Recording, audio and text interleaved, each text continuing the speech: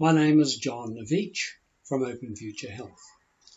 My purpose in the next 5 minutes is to explain to you that the poor health that you have is probably reversible, that it's not the fault of your genes or your old age, but more likely to be a fault of the society in which you live. A society which has convinced you that you know how to eat a healthy diet and yet feeds you a diet that's unhealthy. For instance, if you go to the supermarket, 70% or more of the space is devoted to foods that are manufactured, that are full of carbohydrates and sugars.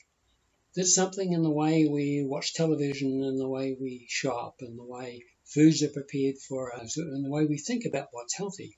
Something there is faulty and wrong if we're getting sick.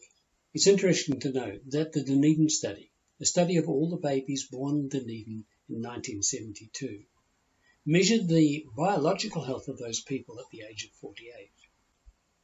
And recently in America, they did a study of the metabolic function of American adults to find that more than 80% of them had a metabolism that was significantly impaired. So why is that?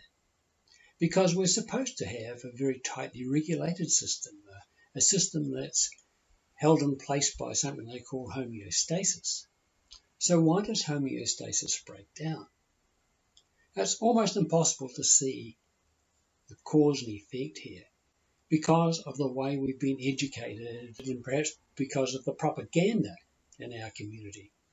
And it's particularly difficult for people who are teachers, public servants, doctors, health professionals to see that the education that they've had might in fact be impairing their understanding of what's causing the disease and the health problems in our society that they see every day.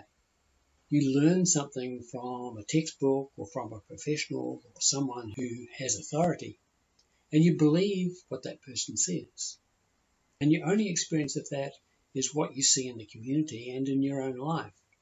And it's very difficult to see when your own metabolic system starts to break down or you start to put on excessive weight. You always go back to what you know. There's been a great deal discovered in the last 20 years that demonstrates conclusively that much of what we know about nutrition and health is actually wrong and needs to be changed and can be changed.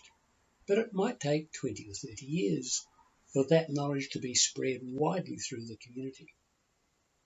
And so, if you want to change your health now, maybe you need to do something independent, something that you do on your own that helps you to get yourself out of the trap that most of the members of our society are caught in. It's said that more than half of our society is either overweight or obese, and maybe a third of us have diabetes or pre-diabetes. And it shouldn't be so. We can do better.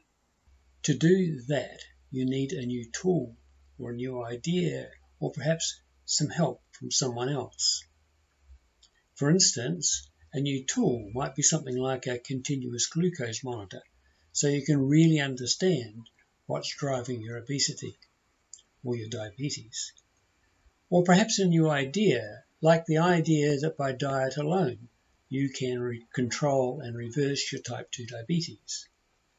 Or a new group, like the keto groups on Facebook, that you can easily join today.